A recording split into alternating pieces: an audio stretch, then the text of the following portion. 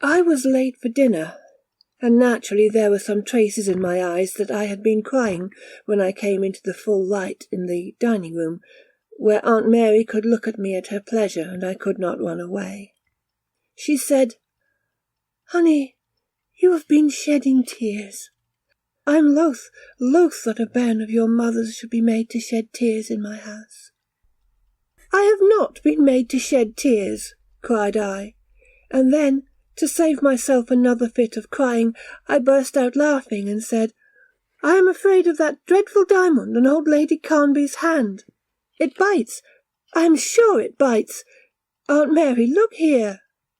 "You foolish lassie," Aunt Mary said, but she looked at my cheek under the light of the lamp, and then she gave it a little pat with her soft hand. "Go away with you, you silly bairn. There's no bite, but a flushed cheek, my honey, and a wet eye. You must just read out my paper to me after dinner when the post is in, and we'll have no more thinking and no more dreaming for tonight." "Yes, Aunt Mary," said I. But I knew what would happen, for when she opens up her Times, all full of the news of the world, and the speeches and things which she takes an interest in, though I cannot tell why, she forgets. And as I kept very quiet and made not a sound, she forgot tonight what she had said, and the curtain hung a little more over me than usual, and I sat down in my recess as if I had been 100 miles away, and my heart gave a great jump, as if it would have come out of my breast, for he was there, but not as he had been in the morning. I suppose the light perhaps was not good enough to go on with his work without a lamp or candles, for he had turned away from the table and was fronting the window, sitting, leaning back in his chair, and turning his head to me. Not to me. He knew nothing about me. I thought he was not looking at anything, but with his face turned my way. My heart was in my mouth. It was so unexpected, so strange, though why it should have seemed strange I know not, for there was no communication between him and me that it should have moved me, and what could be more natural than that a man, wearied of his work, and feeling the want perhaps of more light, and yet that it was not dark enough to light a lamp, should turn round in his own chair and rest a little, and think, perhaps, of nothing at all. Papa always says he is thinking of nothing at all. He says things blow through his mind as if the doors were open, and he has no responsibility. What sort of things were blowing through this man's mind? Or was he thinking, still thinking, of what he had been writing, and going on with it still? The thing that troubled me most was that I could not make out his face. It is very difficult to do so when you see a person only through 2 windows, your own and his. I wanted very much to recognize him afterwards if I should chance to meet him in the street. If he had only stood up and moved about the room, I should have made out the rest of his figure, and then I should have known him again. Or if he had only come to the window, as Papa always did, then I should have seen his face clearly enough to have recognized him. But, to be sure, he did not see any need to do anything in order that I might recognize him, for he did not know I existed, and probably if he had known I was watching him, he would have been annoyed and gone away. But he was as immovable there facing the window as he had been seated at the desk. Sometimes he made a little faint stir with a hand or a foot, and I held my breath, hoping he was about to rise from his chair, but he never did it. And with all the efforts I made I could not be sure of his face. I puckered my eyelids together as old Miss Jeanie did, who was short-sighted, and I put my hands on each side of my face to concentrate the light on him. But it was all in vain. Either the face changed as I sat staring, or else it was the light that was not good enough, or I don't know what it was. His hair seemed to me light. Certainly there was no dark line about his head, as there would have been had it been very dark, and I saw, where it came across the old gilt frame on the wall behind, that it must be fair, and I am almost sure he had no beard. Indeed, I am sure that he had no beard, for the outline of his face was distinct enough, and the daylight was still pretty clear out of doors, so that I recognized perfectly a baker's boy who was on the pavement opposite, and whom I should have known again whenever I had met him, as if it was of the least importance to recognize a baker's boy. There was one thing, however, rather curious about this boy. He had been throwing stones at something or somebody.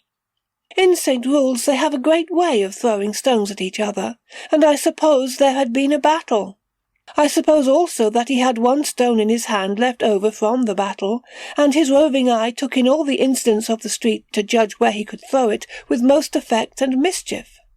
But apparently he found nothing worthy of it in the street, for he suddenly turned round with a flick under his leg to show his cleverness, and aimed it straight at the window. I remarked, without remarking, that it struck with a hard sound, and without any breaking of glass, and fell straight down on the pavement. But I took no notice of this even in my mind, so intently was I watching the figure within, which moved not, nor took the slightest notice, and remained just as dimly clear, as perfectly seen, yet as indistinguishable as before. And then the light began to fail a little, not diminishing the prospect within, but making it still less distinct than it had been. Then I jumped up, feeling Aunt Mary's hand upon my shoulder. "Honey," she said, "I asked you twice to ring the bell, but you did not hear me." "Oh, Aunt Mary!" I cried in great penitence, but turning again to the window in spite of myself. "You must come away from there. You must come away from there," she said, almost as if she were angry, and then her soft voice grew softer and she gave me a kiss. "Never mind about the lamp, honey. I have rung myself and it is coming, but silly bairn, you must not I be dreaming. Your little head will turn." All the answer I made, for I could scarcely speak, was to give a little wave with my hand to the window on the other side of the street. She stood there patting me softly on the shoulder for a whole minute or more, murmuring something that sounded like, "She must go away, she must go away." Then she said, always with her hand soft on my shoulder, "Like a dream when one awaketh." And when I looked again, I saw the blank of an opaque surface and nothing more. Aunt Mary asked me no more questions. She made me come into the room and sit in the light and read something to her. But I did not know what I was reading, for there suddenly came into my mind and took possession of it the thud of the stone upon the window, and its descent straight down, as if from some hard substance that threw it off, though I had myself seen it strike upon the glass of the panes across the way. 4. I am afraid I continued in a state of great exaltation and commotion of mind for some time. I used to hurry through the day till the evening came, when I could watch my neighbour through the window opposite. I did not talk much to anyone, and I never said a word about my own questions and wonderings. I wondered who he was, what he was doing, and why he never came till the evening, or very rarely. And I also wondered much to what house the room belonged in which he sat. It seemed to form a portion of the old college library, as I have often said. The window was one of the line of windows which I understood lighted the large hall, but whether this room belonged to the library itself, or how its occupant gained access to it, I could not tell.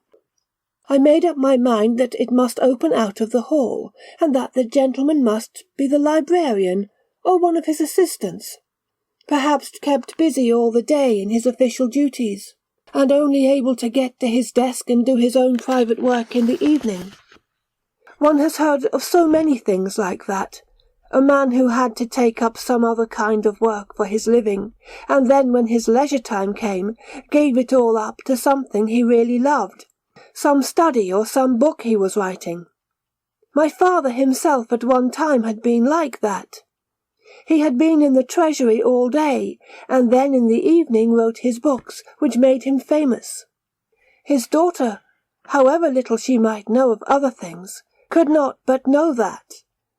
But it discouraged me very much when somebody pointed out to me one day in the street an old gentleman who wore a wig and took a great deal of snuff, and said, "That's the librarian of the old college." It gave me a great shock for a moment, but then I remembered that an old gentleman has generally assistants, and that it must be one of them. Gradually I became quite sure of this. There was another small window above, which twinkled very much when the sun shone, and looked a very kindly, bright little window, above that dullness of the other which hid so much. I made up my mind this was the window of his other room, and that these 2 chambers at the end of the beautiful hall were really beautiful for him to live in, so near all the books, and so retired and quiet that nobody knew of them. What a fine thing for him! And you could see what use he made of his good fortune as he sat there, so constant at his writing for hours together. Was it a book he was writing? Or could it perhaps be poems? This was a thought which made my heart beat, but I concluded with much regret that it could not be poems, because no one could possibly write poems like that, straight off, without pausing for a word or a rhyme. Had they been poems, he must have risen up. He must have paced about the room or come to the window as Papa did. Not that Papa wrote poems. He always said, "I am not worthy even to speak of such prevailing mysteries," shaking his head, which gave me a wonderful admiration and almost awe of a poet who was thus much greater even than Papa. But I could not believe that a poet could have kept still for hours and hours like that. What could it be, then? Perhaps it was history. That is a great thing to work at.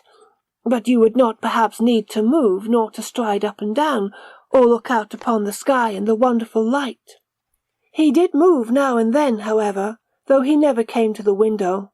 Sometimes, as I have said, he would turn round in his chair and turn his face towards it, and sit there for a long time musing when the light had begun to fail, and the world was full of that strange day which was night, that light without colour in which everything was so clearly visible and there were no shadows.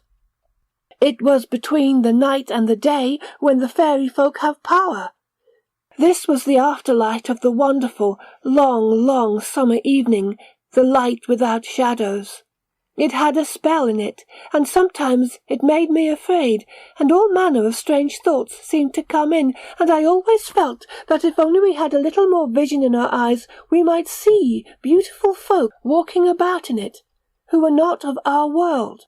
I thought most likely he saw them from the way he sat there looking out, and this made my heart expand with the most curious sensation, as if of pride that, though I could not see, he did, and did not even require to come to the window as I did, sitting close in the depth of the recess, with my eyes upon him, and almost seeing things through his eyes. I was so much absorbed in these thoughts and in watching him every evening, for now he never missed an evening, but was always there, that people began to remark that I was looking pale and that I could not be well, for I paid no attention when they talked to me, and did not care to go out, nor to join the other girls for their tennis, nor to do anything that others did. And some said to Aunt Mary that I was quickly losing all the ground I had gained, and that she could never send me back to my mother with a white face like that. Aunt Mary had begun to look at me anxiously for some time before that, and I am sure held secret consultations over me, sometimes with the doctor, and sometimes with her old ladies, who thought they knew more about young girls than even the doctors. And I could hear them saying to her that I wanted diversion, that I must be diverted, and that she must take me out more, and give a party, and that when the summer visitors began to come there would perhaps be a ball or two, or Lady Carnby would get up a picnic. "And there's my young lord coming home," said the old lady whom they call Miss Jeanie, "and I never knew the young lassie yet that would not cock up her bonnet at the sight of a young lord." But Aunt Mary shook her head. "I would not lippen much to the young lord," she said. "His mother is sore set upon siller for him, and my poor bit honey has no fortune to speak of. No, we must not fly so high as the young lord, but I will gladly take her about the country to see the old castles and towers. It will perhaps rouse her up a little." "And if that does not answer, we must think of something else," the old lady said. "I heard them perhaps that day because they were talking of me, which is always so effective a way of making you hear. For latterly I had not been paying any attention to what they were saying, and I thought to myself how little they knew, and how little I cared about even the old castles and curious houses, having something else in my mind. But just about that time Mr. Pittmilly came in, who was always a friend to me, and when he heard them talking, he managed to stop them and turn the conversation into another channel. And after a while, when the ladies were gone away, he came up to my recess and gave a glance right over my head. And then he asked my Aunt Mary if ever she had settled her question about the window opposite. That you thought was a window sometimes, and then not a window, and many curious things, the old gentleman said. My Aunt Mary gave me another very wistful look, and then she said, "Indeed, Mr. Pittmilly, we are just where we were, and I am quite as unsettled as ever, and I think my niece, she has taken up my views, for I see her many a time looking across and wondering, and I am not clear now what her opinion is." "My opinion," I said. "Aunt Mary," I could not help being a little scornful, as one is when one is very young, "I have no opinion. There is not only a window, but there is a room, and I could show you, I was going to say, show you the gentleman who sits and writes in it, but I stopped, not knowing what they might say, and looked from one to another. "I could tell you all the furniture that is in it," I said, and then I felt something like a flame that went over my face, and that all at once my cheeks were burning. I thought they gave a little glance at each other, but that may have been folly. "There is a great picture in a big dim frame," I said, feeling a little breathless, "on the wall opposite the window." "Is there so?" said Mr. Pittmilly with a little laugh. And he said, "Now I will tell you what we'll do. You know that there is a conversation party, or whatever they call it, in the big room tonight, and it will be all open and lighted up. And it is a handsome room, and 2-3 things well worth looking at. I will just step along after we have all got our dinner, and take you over to the party, Madam, Missy, and you." "Dear me," said Aunt Mary, "I have not gone to a party for more years than I would like to say, and never once to the Library Hall." Then she gave a little shiver and said quite low, "I could not go there." "Then you will just begin again tonight, madam," said Mr. Pittmilly, taking no notice of this. "And a proud man will I be leading in Mistress Balcarras, that was once the pride of the ball." "Ah, once," said Aunt Mary with a low little laugh, and then a sigh. "And we'll not say how long ago." And after that she made a pause, looking always at me, and then she said, "I accept your offer, and we'll put on our brawls, and I hope you will have no occasion to think shame of us, but why not take your dinner here?" That was how it was settled, and the old gentleman went away to dress, looking quite pleased. But I came to Aunt Mary as soon as he was gone, and besought her not to make me go.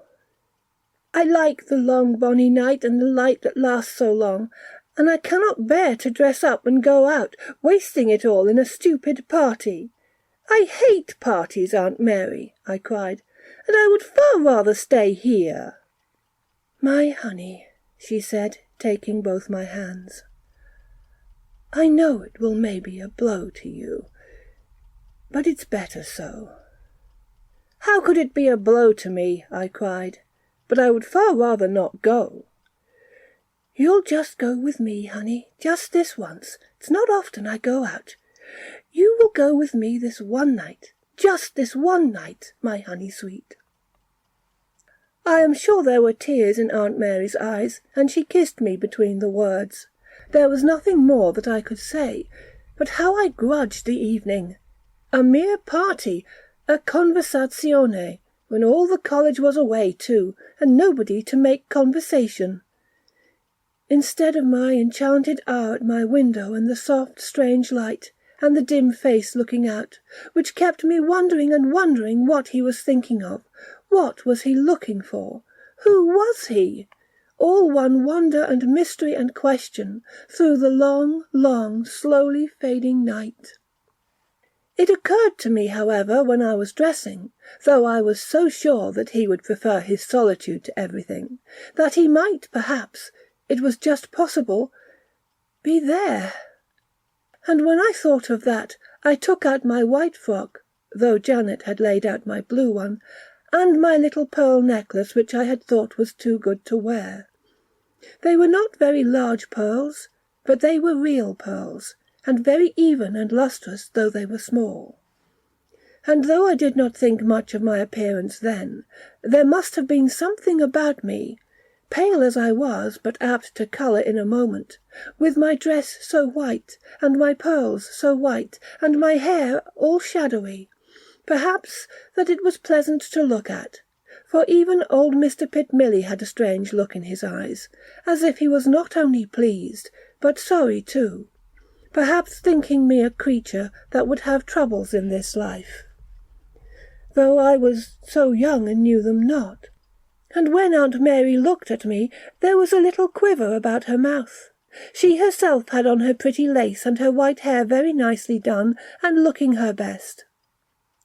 As for Mr. Pittmilly, he had a beautiful fine French cambric frill to his shirt, plaited in the most minute plaits, and with a diamond pin in it which sparkled as much as Lady Carnby's ring.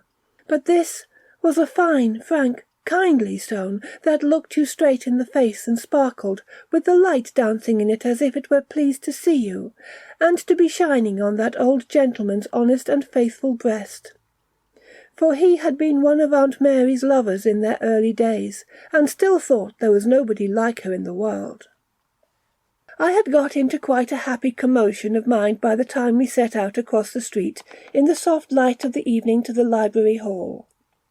Perhaps, after all, I should see him, and see the room with which I was so well acquainted with, and find out why he sat there so constantly and never was seen abroad. I thought I might even hear what he was working at, which would be such a pleasant thing to tell papa when I went home. A friend of mine at St. Rule's. Oh, far, far more busy than you ever were, papa. And then my father would laugh as he always did, and say he was but an idler and never busy at all. The room was all light and bright, flowers wherever flowers could be, and the long lines of the books that went along the walls on each side, lighting up wherever there was a line of gilding or an ornament, with a little response.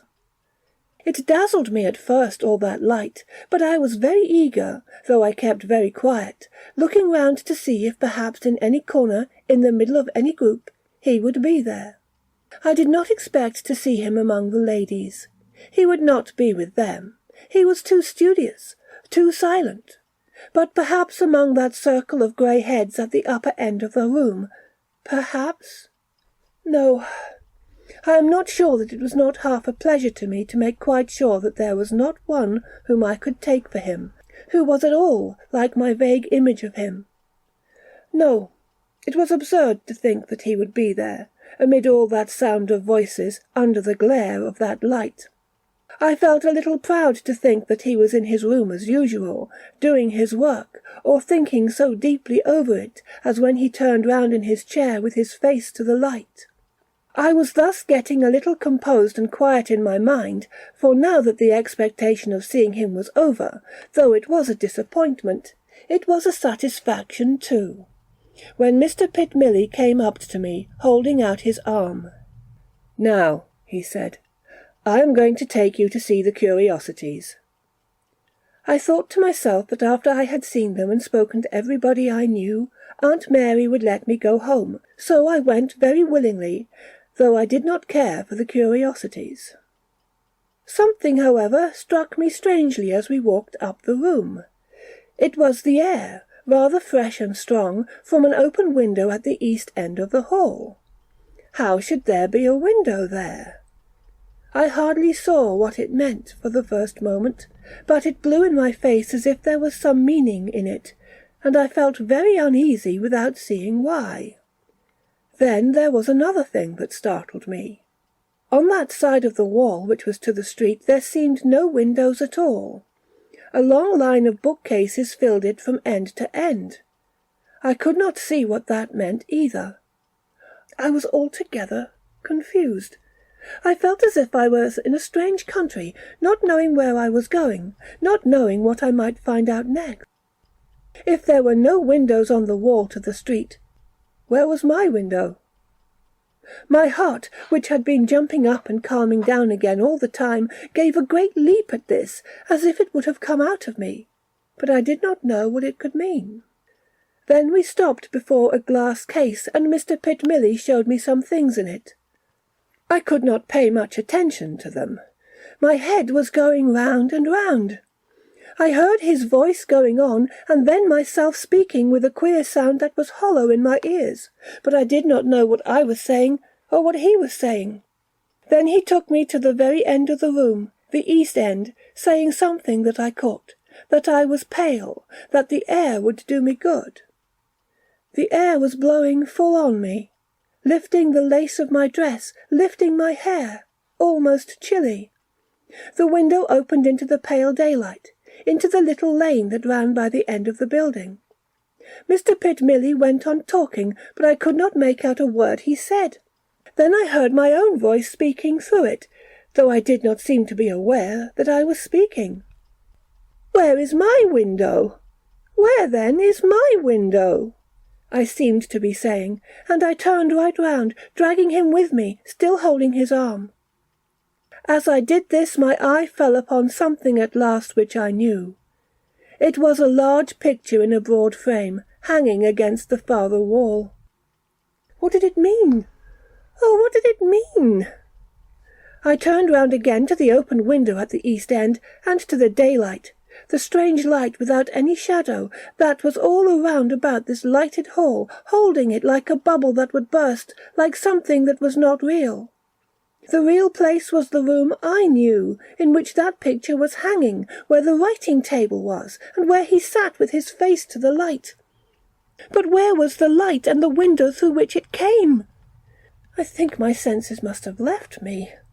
I went up to the picture which I knew, and then I walked straight across the room, always dragging Mr. Pittmilly, whose face was pale, but who did not struggle, but allowed me to lead him, straight across to where the window was.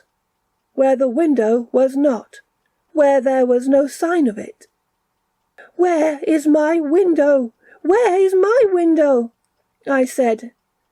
And all the time I was sure that I was in a dream, and these lights were some theatrical illusion, and the people talking, and nothing real but the pale, watching, lingering day standing by to wait until that foolish bubble should burst.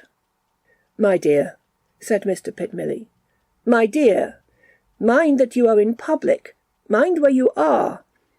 You must not make an outcry and frighten your Aunt Mary. Come away with me. Come away, my dear young lady, and you'll take a seat for a minute or two and compose yourself, and I'll get you an ice or a little wine."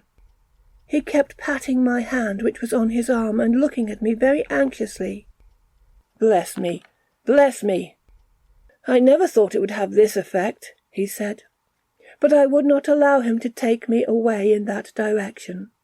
I went to the picture again, and looked at it without seeing it. And then I went across the room again with some kind of wild thought that if I insisted I should find it. "My window, I said.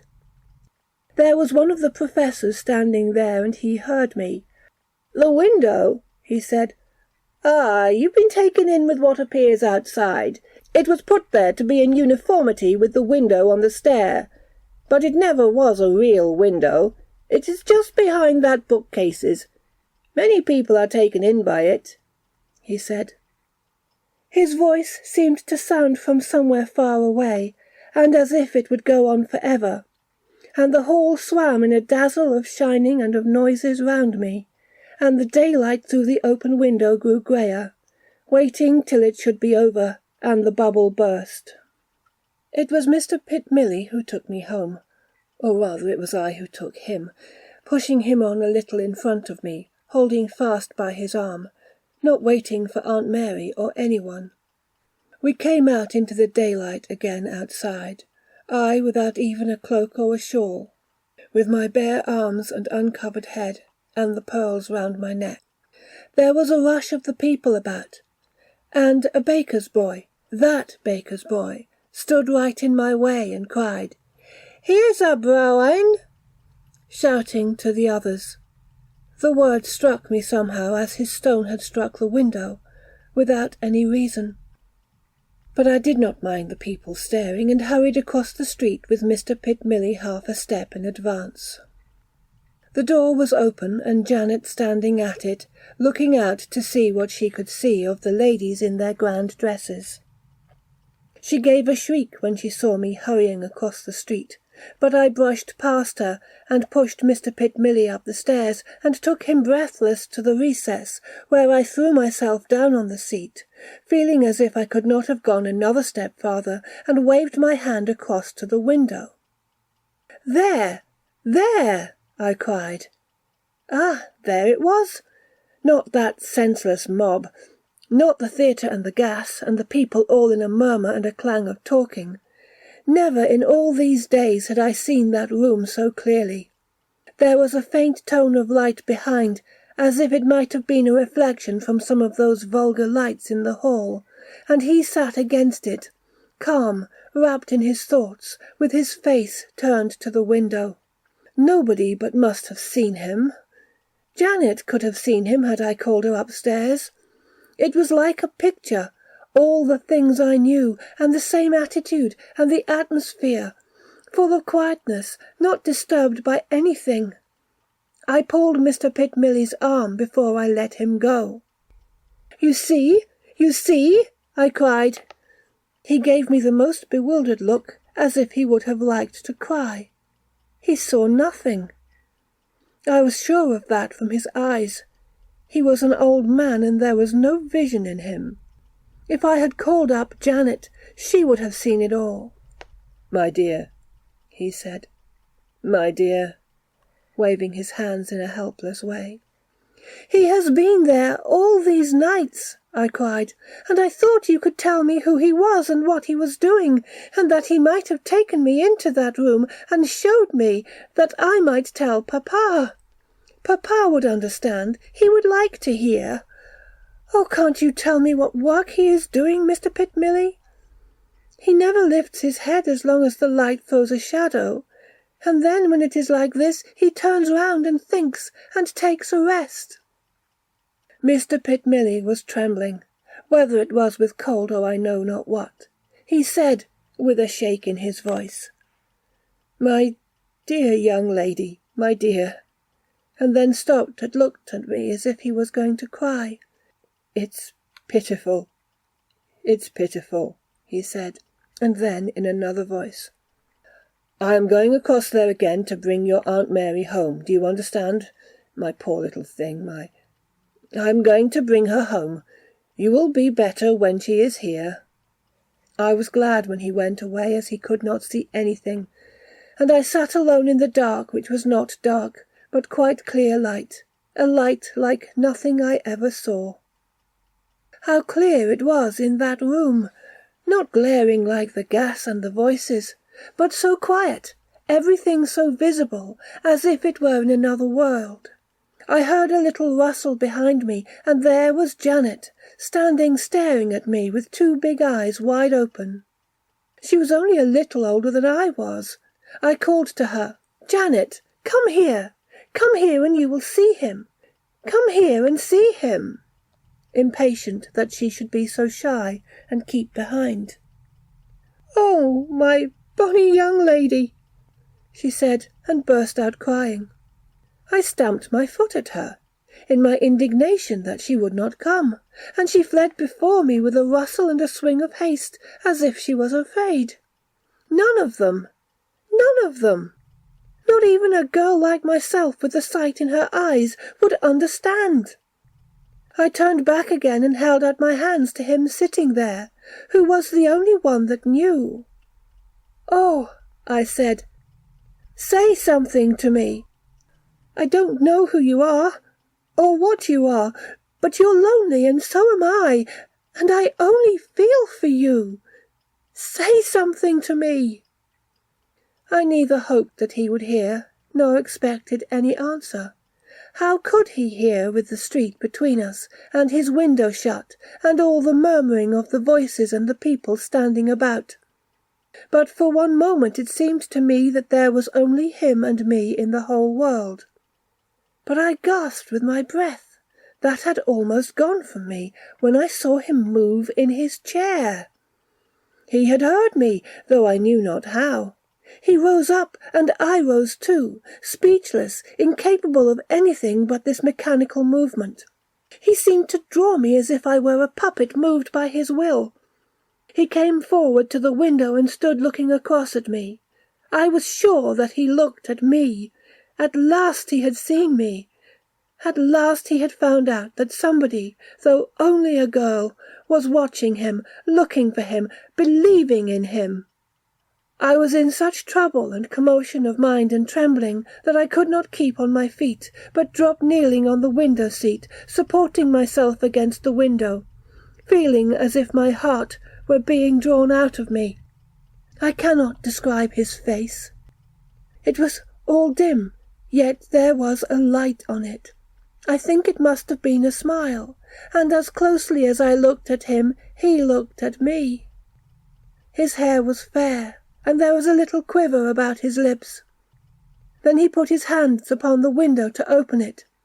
It was stiff and hard to move, but at last he forced it open with a sound that echoed all along the street. I saw that the people heard it, and several looked up. As for me, I put my hands together, leaning with my face against the glass, drawn to him as if I could have gone out of myself, my heart out of my bosom, my eyes out of my head. He opened the window with a noise that was heard from the West Port to the Abbey. Could anyone doubt that? And then he leaned forward out of the window looking out. There was not one in the street but must have seen him.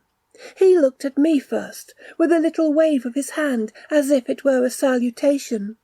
Yet not exactly that either, for I thought he waved me away. And then he looked up and down in the dim shining of the ending day, first to the east, to the old Abbey towers, and then to the west, along the broad line of the street where so many people were coming and going, but so little noise, all like enchanted folk in an enchanted place. I watched him with such a melting heart, with such a deep satisfaction as words could not say, for nobody could tell me now that he was not there. Nobody could say I was dreaming any more. I watched him as if I could not breathe, my heart in my throat, my eyes upon him. He looked up and down, and then he looked back to me. I was the first and I was the last, though it was not for long. He did know, he did see, who it was that had recognized him and sympathized with him all the time. I was in a kind of rapture, yet stupor too. My look went with his look, following it as if I were his shadow. And then suddenly he was gone, and I saw him no more. I dropped back again upon my seat, seeking something to support me, something to lean on. He had lifted his hand and waved it once again to me. How he went I cannot tell, nor where he went I cannot tell, but in a moment he was away, and the window standing open, and the room fading into stillness and dimness, yet so clear, with all its space and the great picture in its gilded frame upon the wall. It gave me no pain to see him go away. My heart was so content, and I was so worn out and satisfied, for what doubt or question could there be about him now? As I was lying back as weak as water, Aunt Mary came in behind me, and she flew to me with a little rustle as if she had come on wings, and put her arms round me, and drew my head onto her breast. I had begun to cry a little, with sobs like a child. "You saw him, I said. To lean upon her and feel her so soft, so kind, gave me a pleasure I cannot describe, and her arms around me, and her voice saying, "Honey, my honey," as if she were nearly crying too. Lying there I came back to myself, quite sweetly, glad of everything. But I wanted some assurance from them that they had seen him too. I waved my hand to the window that was still standing open, and the room that was stealing away into the faint dark. "This time you saw it all?" I said, getting more eager. "My honey," said Aunt Mary, giving me a kiss, and Mr. Pittmilly began to walk about the room with short little steps behind, as if he were out of patience. I sat straight up and put away Aunt Mary's arms. "You cannot be so blind, I cried. "Oh, not tonight, at least not tonight." But neither the one nor the other made any reply. I shook myself quite free and raised myself up. And there, in the middle of the street, stood the baker's boy like a statue, staring up at the open window, with his mouth open and his face full of wonder, breathless, as if he could not believe what he saw. I darted forward, calling to him, and beckoned him to come to me. "Oh, bring him up! Bring him to me!" I cried. Mr. Pittmilly went out directly and got the boy by the shoulder. He did not want to come. It was strange to see the little old gentleman, with his beautiful frill and his diamond pin, standing out in the street, with his hand upon the boy's shoulder, and the other boys round, all in a little crowd. And presently they came towards the house, the others all following, gaping and wondering. He came in unwilling, almost resisting, looking as if we meant him some harm. "Come away, my laddie, come and speak to the young lady," Mr. Pittmilly was saying, and Aunt Mary took my hands to keep me back, but I would not be kept back. "Boy," I cried, "you saw it too, you saw it. Tell them you saw it. It is that I want, and no more." He looked at me as they all did, as if he thought I was mad. "What's she wanting with me?" he said, and then, "I did no harm. Even if I did throw a bit of stain at it, it's nae sin to throw a stain." "You rascal," said Mr. Pittmilly, giving him a shake. "Have you been throwing stones? You'll kill somebody some of these days with your stones." The old gentleman was confused and troubled, for he did not understand what I wanted, nor anything that had happened. And then Aunt Mary, holding my hands and drawing me close to her, spoke. "Laddie," she said, "answer the young lady, like a good lad. There's no intention of finding fault with you. Answer her, my man, and then Janet will give you your supper before you go."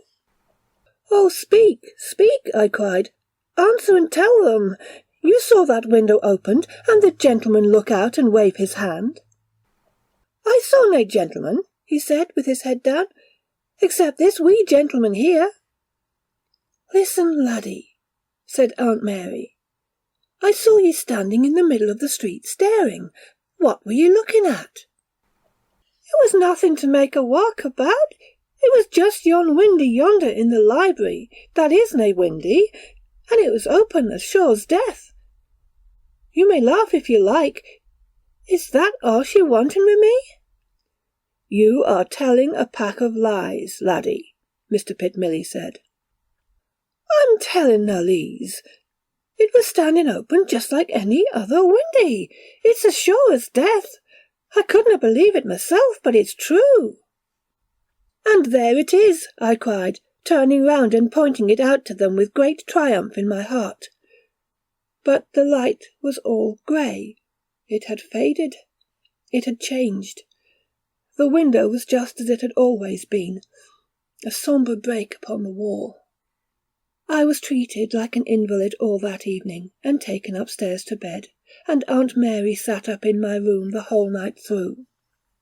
Whenever I opened my eyes, she was always sitting there close to me, watching. And there never was in all my life so strange a night. When I would talk in my excitement, she kissed me and hushed me like a child. "Oh, honey, "You are not the only one," she said. "Oh, wished, Ben, I should never have let you be there." Aunt Mary, have you seen him too?" "Oh, wished, honey," Aunt Mary said. Her eyes were shining. There were tears in them. "Oh, wished. Put it out of your mind and try to sleep." "I will not speak another word," she cried. But I had my arms around her and my mouth at her ear. "Who is he there? Tell me that, and I will ask no more." "Oh, honey, rest and try to sleep. It is just, how can I tell you? A dream. Did you not hear what Lady Carnby said? The women of our blood—" "What? Aunt Mary? Oh, Aunt Mary!" "I cannot tell you," she cried in her agitation. "I cannot tell you. How can I tell you when I know just what you know and no more? It is a longing all your life after. It is a looking for what never comes." "He will come," I cried. "I shall see him tomorrow. That I know. She kissed me and cried over me, her cheek hot and wet like mine. "My honey, try if you can sleep, and we'll wait to see what tomorrow brings." "I have no fear," said I, and then I suppose, though it is strange to think of it, I must have fallen asleep. I was so worn out and young, and not used to lying in my bed awake. From time to time I opened my eyes and sometimes jumped up remembering everything, but Aunt Mary was always there to soothe me, and I lay down again in her shelter like a bird in its nest. But I would not let them keep me in bed the next day. I was in a kind of fever, not knowing what I did. The window was quite opaque, without the least glimmer in it, flat and blank like a piece of wood. Never from the first day had I seen it so little like a window. "It cannot be wondered at," I said to myself, "that seeing it like that, and with eyes that are old, not so clear as mine, they should think what they do." And I smiled myself to think of the evening and the long light, and whether he would look out again, or only give me a signal with his hand. I decided I would like that best. Not that he should take the trouble to come forward and open it again, but just a turn of his head and a wave of his hand. It would be more friendly, and show more confidence. Not as if I wanted that kind of demonstration every night. I did not come down in the afternoon, but kept at my own window upstairs alone, till the tea-party should be over. I could hear them making a great talk, and I was sure they were all in the recess staring at the window and laughing at the silly lassie. Let them laugh. I feel above all that now. At dinner I was very restless, hurrying to get it over, and I think Aunt Mary was restless too. I doubt whether she read her Times when it came. She opened it up so as to shield her, and watched from a corner. And I settled myself in the recess, with my heart full of expectation. I wanted nothing more than to see him writing at his table, and to turn his head and give me a little wave of his hand, just to show that he knew I was there. I sat from 7:30 to 10:00, and the daylight grew softer and softer, till at last it was as if it was shining through a pearl, and not a shadow to be seen. But the window all the time was as black as night, and there was nothing there. Well, but other nights it had been like that. He would not be there every night only to please me. There are other things in a man's life, a great learned man like that. I said to myself I was not disappointed. Why should I be disappointed? There had been other nights when he was not there. Aunt Mary watched me, every movement I made, her eyes shining, often wet, with a pity in them that almost made me cry, but I felt as if I were more sorry for her than for myself. And then I flung myself upon her, and asked her again and again what it was and who it was, imploring her to tell me if she knew, and when she had seen him, and what had happened. and what it meant about the women of our blood. She told me how it was she could not tell, nor when. It was just at the time it had to be, and that we all saw him in our time. That is, she said, the ones that are like you and me. They say. She said, and then stopped short. Oh, honey, try and forget all about it. If I had but known you were of that kind. They say that once there was one that was a scholar, and liked his books more than any lady's love. Honey, do not look at me like that. To think I should have brought all this on you. He was a scholar, I cried. And one of us, that must have been a light woman, not like you and me, but maybe it was just in innocence, for who can tell? She waved to him and waved to him to come over, and yon ring was the token, but he would not come. But still she sat at her window and waved, till at last her brothers heard of it, that were stirring men, and then— Oh, my honey, let us speak of it no more. They killed him, I cried, carried away. And then I grasped her with my hands and gave her a shake and flung away from her. You tell me that to throw dust in my eyes, when I saw him only last night, and he is living as I am, and as young. My honey, Aunt Mary said. After that I would not speak to her for a long time, but she kept close to me, never leaving me when she could help it, and always with that pity in her eyes. For the next night it was the same, and the third night. That third night I thought I could not bear it any longer. I would have to do something, if only I knew what to do. If it would ever get dark, quite dark, there might be something to be done. I had wild dreams of stealing out of the house and getting a ladder and mounting up to try if I could not open that window in the middle of the night, if perhaps I could get the baker's boy to help me, and then my mind got into a whirl, and it was as if I had done it, and I could almost see the boy put the ladder to the window, and hear him cry out that there was nothing there. Oh, how slow it was, the night, and how light it was, and everything so clear, no darkness to cover you, no shadow, whether on one side of the street or on the other side. I could not sleep, though I was forced to go to bed, and in the deep midnight, when it is dark, dark in every other place, I slipped very softly downstairs, though there was one board on the landing place that creaked, and opened the door and stepped out.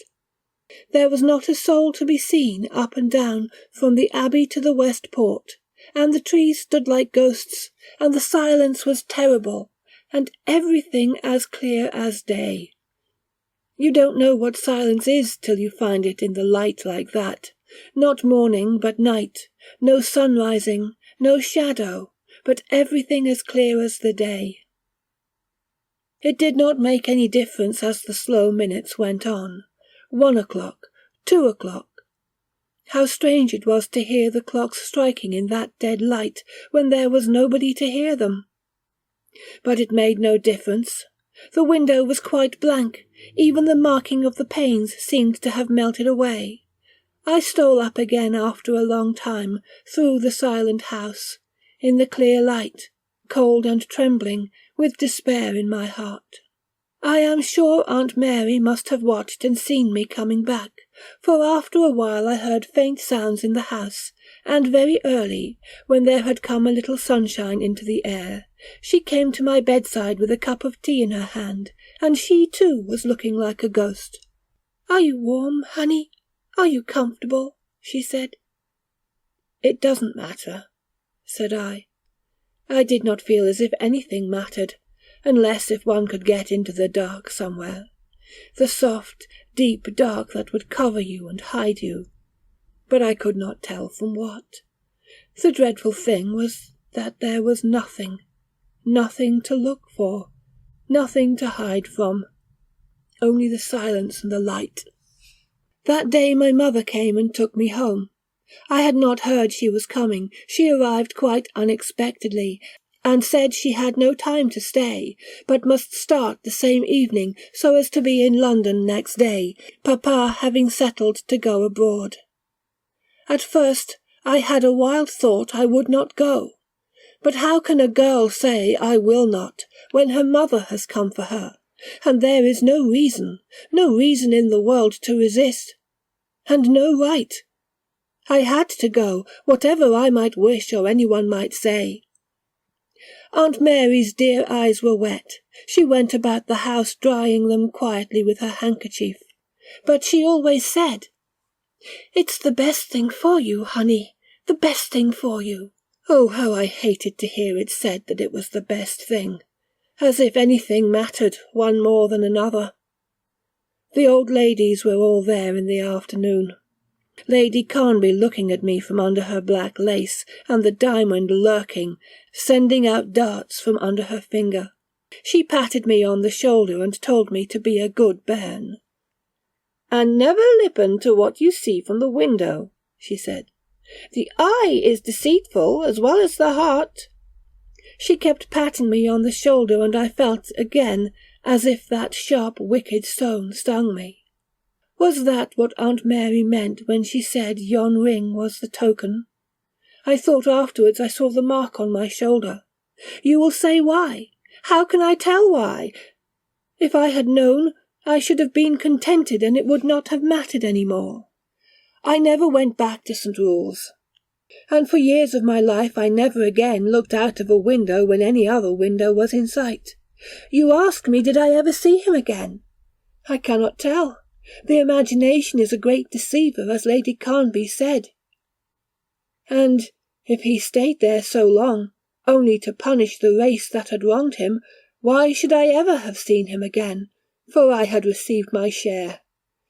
But who can tell what happens in a heart that often, and so long as that, comes back to do its errand?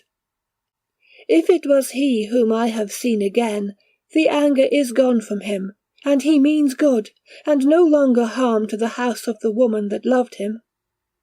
I have seen his face looking at me from a crowd.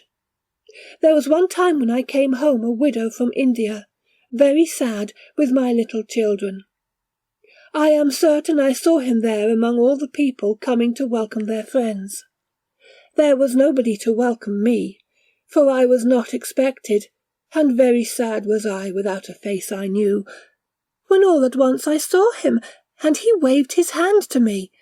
My heart leaped up again. I had forgotten who he was, but only that it was a face I knew, and I landed almost cheerfully, thinking here was someone who would help me. But he had disappeared, as he did from the window, with that one wave of his hand. And again I was reminded of it all when old Lady Carnby died, an old woman, and it was found in her will that she had left me that diamond ring. I am afraid of it still. It is locked up in an old sandalwood box in the lumber room in the little old country house which belongs to me, but where I never live. If anyone would steal it, it would be a relief to my mind. Yet I never knew what Aunt Mary meant when she said, "Yon ring was the token," nor what it could have to do with the strange window in the old college library of St. Rule's.